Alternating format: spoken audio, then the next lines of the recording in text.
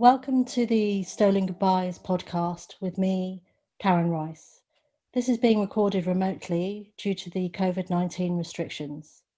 Today, I'm joined by Brielle Adams from New Jersey in the States, who lost her adoptive father, Leo Adams, to COVID-19 on April the 2nd. Leo was from Sweetwater in Alabama. Welcome, Brielle. Thank you. I just wanted to begin by asking you what Leo was like as a person and as a father, because I know you are very, very close. As a person, he was very caring. It was never about himself.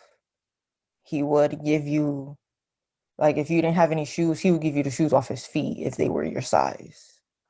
And he was also very funny. Me and him, we used to make jokes all the time, and we would laugh. And as I moved away from home, anytime I wasn't feeling right, I would call him, like, just to hear his voice. And I could never lie to him about my feelings. I could tell him I was all right, and he'd be like, Brielle, I know you. He's like, there's something wrong with you. And that was just the type of person he really was. He was so unselfish. He sounds like he was a good man to know in a crisis. He was. Can you think of any times when he really helped you out, when if you were in trouble or having problems, when he really went beyond the call of duty to help you? There were plenty of times when he did that.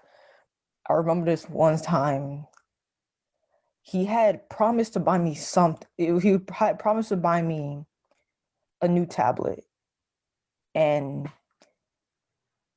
he realized he didn't really have the full price.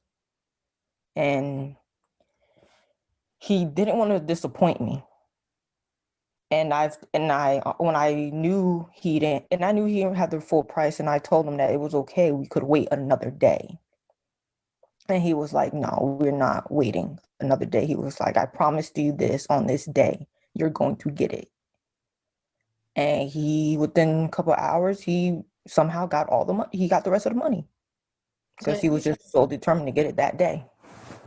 A hero dad. Yeah. And in terms of the background, he was your foster father first. Can you explain what happened? So I came into his care when I was 2 years old. Came into his care when I was 2 years old, and it started out as an emergency placement. I was supposed to be with him and my mom only for a few weeks, and instantly he fell in love with me. And he wanted me to stay. Him and my mom was just like, she's not going nowhere. And they asked my caseworker if they could just adopt me. And they had to wait a while. And it seems like ever since the first time we met, I mean, I was scared of him the first time we met. But after that, it was just like, we were just inseparable. That's wonderful. And he then went on to adopt you. Yes, he adopted me in 2004. So it was a little birthday present. Oh, really? Do you remember that? Yeah, it was an exact 2 weeks before my birthday. Before your 8th birthday, was it? For my 8th birthday. And so what happened? Can you recall what happened and how you felt? You know, I remember my dad and my mom telling me that they were going to adopt me, and they were playing around with my name. And I was just like, well, why don't you just add your last name? And so they was like, okay. And adoption day came. My dad could not stop taking pictures because my dad was also a cameraman when it came to having his camera. And then I remember after the adoption was finalized, when me and him went back home, he called everybody whose name he had in his cell phone book to tell them my new name. And if they didn't answer, he left my name on their voicemail. Wonderful. He was majorly excited and proud. He was. He sounds gorgeous. Like I said, you know, my dad was 80. My dad was 85, and I've been in his life since his late 60s. I do not know a lot of foster parents who will take in a 2-year-old once they reach the age of 65. But the fact that he did it and raised me to the best of his capabilities, it shows a lot. In terms of his most lovable qualities, I know caring, selfless. His most lovable quality, I think it was that he was just so unselfish. That was just the most number one thing about him. How he was willing to do anything for somebody, even to give up everything he had. Can you think of an example of that? Um, He did a lot of work in the community. Is that right? he did. He was a school crossing guard for 15 years, and even thinking back to his time as a crossing guard, crossing guards, they're just required to help kids across the street. And then at the end of the shift, they go home. My dad was the type of person, he didn't do that.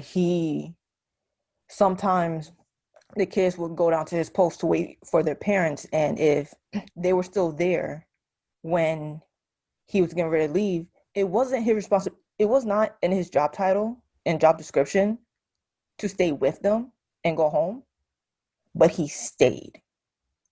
And then even if there was no kids at his post waiting to go home, he would go to the school he was crossing guard that was like right up the street, and he would check to see if there were any kids left at the school.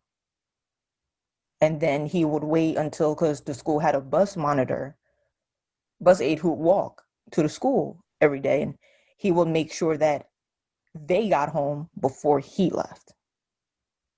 So it's like he had his job duty, but he took it even further just to make sure that people were safe.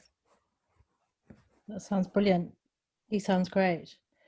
And can you tell me what you miss about him now on a daily basis? I miss his laugh. I miss calling him when something's wrong with me. What, It's like, yeah. what was his laugh like? Can you describe it?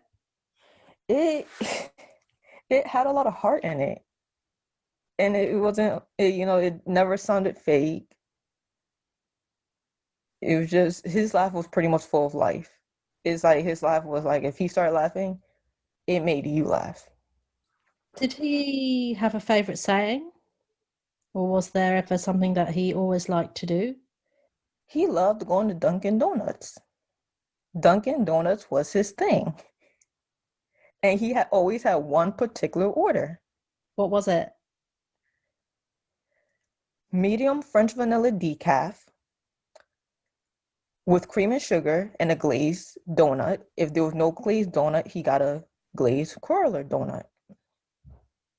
Wonderful. And you were obviously on those trips with him all through the years. I mean, even when I attended college for a semester, he would always call me and say, "Hey, I'm going to Dunkin' Donuts. Do you want anything?" And I would tell him I was telling him orange soda, and he would say he's getting orange soda, but then he'll show up 15 minutes later with 2 or 3 bottles of orange juice instead. Was that okay?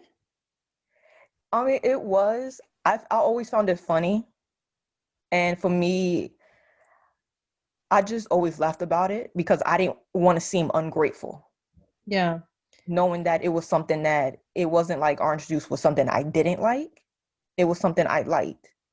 So I took it because I felt like at the end of the day, I was already 18. So it was like he didn't have to do it, but he did. Did he get the juice because it was healthier or? He couldn't tell the difference. Oh, right. Okay. It's just something that he did. Yeah. I see. Okay. And do you have a treasured item now of his or that he gave you, something that is special to you now? Um, I actually have this bracelet. It has his name on it. I didn't know that it existed, but I had got it from my mom right after Thanksgiving when she had gave me some of his items. Sorry, Brielle, can I ask you, when was the last time that you saw your dad? I saw him October 18th, 2018. Okay, and you were at the time living in Florida. I was living, so I've been moving around a lot for these past few years. I was living in New York. I was in trade school, and he had surprised me at my trade school graduation. Oh, wonderful. That was in the October, was it? Yes. So he turned up by surprise? Yes, I only knew that my godmother and one of my cousins were coming. And when I had marched in with my class and I got to my row, I looked up and I saw my dad waving at me. How did you feel? I I was excited. I even turned around and almost cried. That was a lovely thing for him to do. Yeah, and that was the last time I saw him. But until his death, I always kept in touch with him. Okay, so tell me what happened then. So you had, obviously, he turned up by surprise to your graduation. You were in regular contact. So when did he fall ill? When did you begin to know that something wasn't right? So looking at the timeline, because I had called my mom to find out that something had happened. Looking at a timeline, it was the last full week of March of 2020. I had called my mom the first Monday not the first Monday, the last Monday of March, which that week was going into also the first few days of April. And I had called my mom and she said, Bree, your father, she was like, I tried texting you last week, but I got no response. And she was like, your father is in the hospital. His health declined. At the time we did not know it was COVID, because I know my mom would have told me immediately that it was COVID, but she told me a few weeks later. And when she told me that his health declined, I didn't ask how serious it was, but I somehow knew that it was really serious. And I knew he was going to die that week. I just felt something in my heart that said, your father's going to die this week. What were the symptoms? What did you know at that point? The only symptoms I know he had was breathing. So, what, he just struggled to breathe at home one day? Yeah, he was in a nursing home. Okay, so your father's health had deteriorated. Is that right? Yes. So, and he suffered from dementia, is that right? Yes. Okay, so at that point, he was in a nursing home and he struggled to breathe, and then he was taken to hospital. Yes.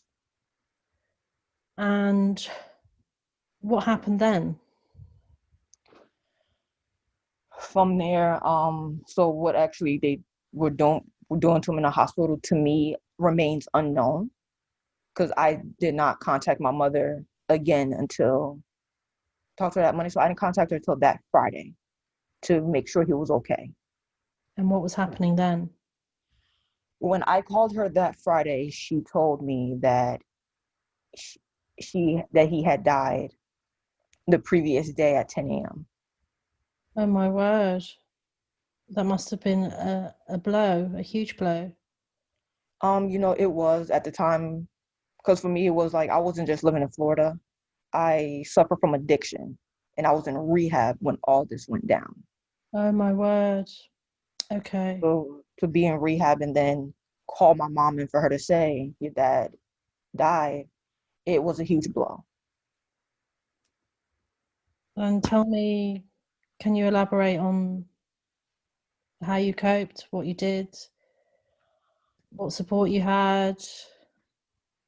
I had a lot of support. When I had made the phone call to my mom, I was not by myself. I was with my therapist, who was not even supposed to be working that day. So it's a coincidence that she happened to be there and I happened to be with her. And the therapist sent out an email to all the staff, and she was like, Bree needs your support. she's she was like, Bree needs your support.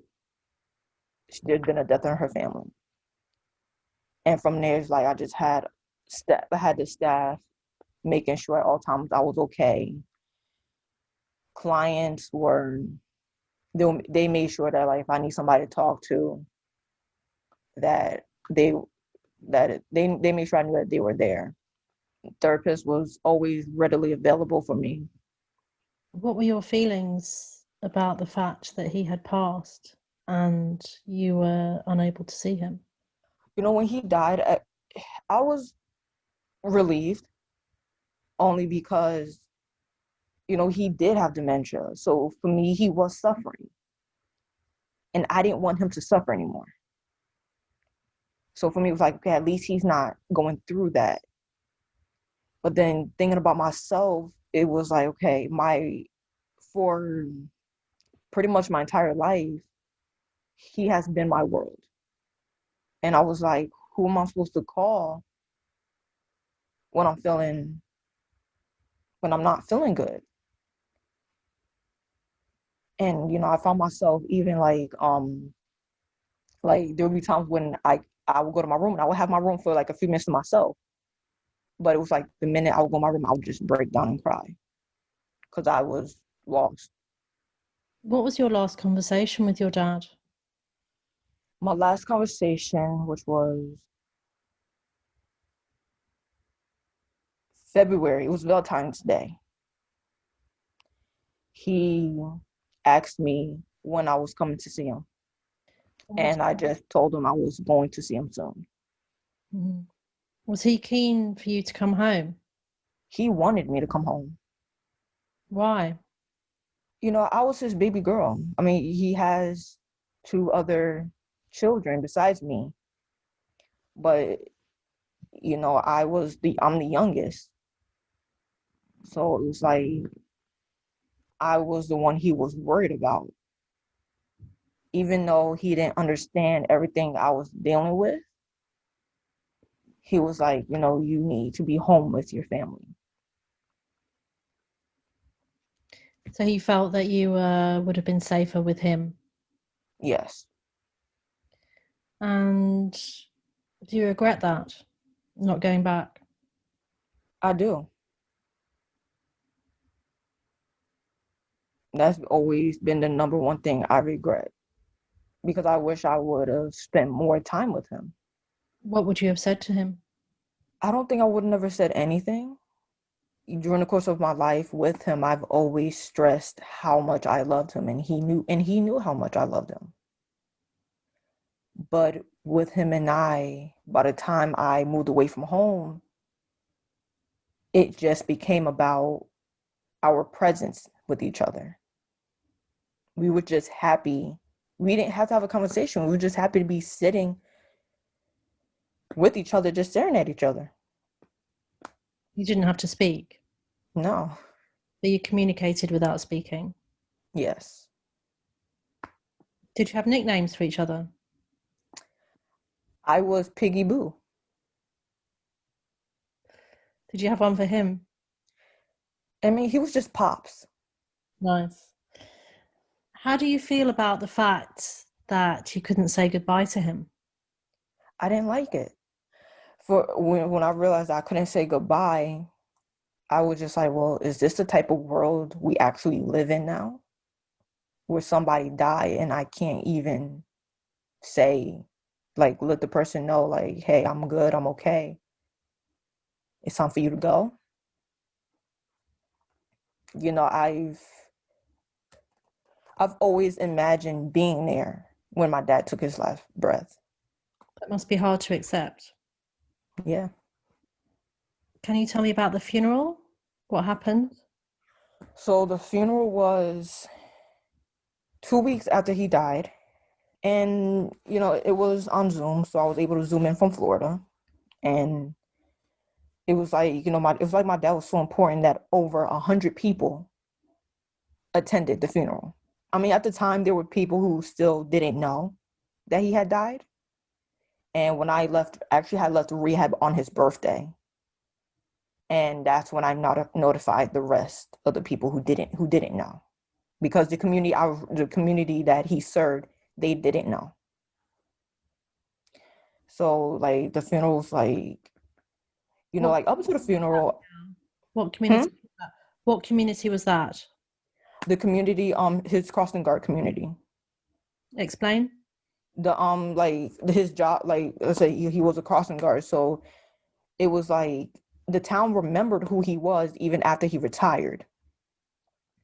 And I had posted that he had passed away, and immediately people were commenting saying that they always wondered what happened to him. Where he had gone.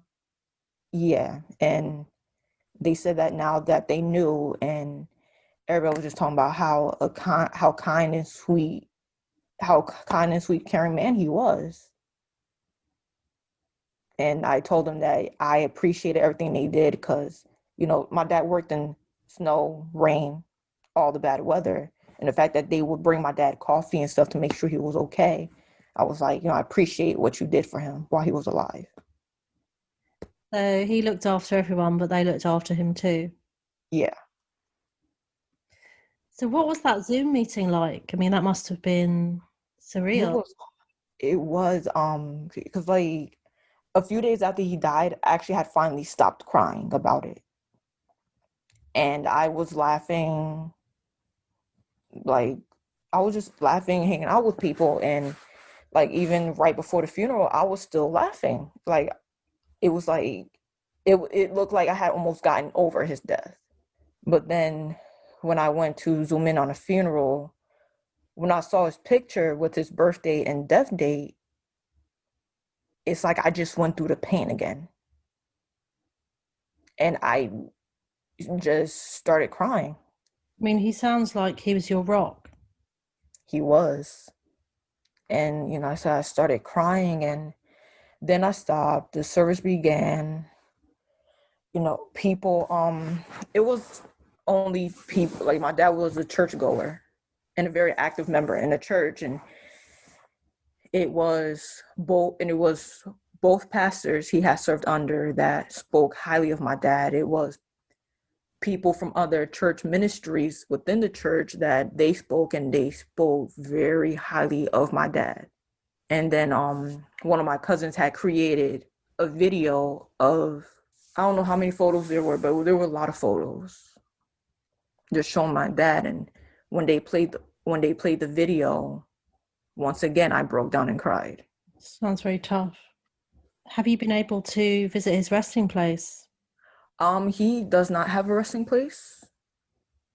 At the time, from what I've heard, at the time of his passing, the United States were only doing cremations.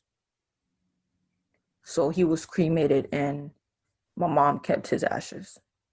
Can you think of any advice that he used to give you that you think of now, or that going forward in your life that you'll remember?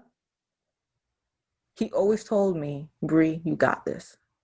Because growing up, I was always complaining about wanting to quit something. He always said, you got this. That made a difference. It did, knowing that he believed in me. If you could go back in time, is there anything that you would change?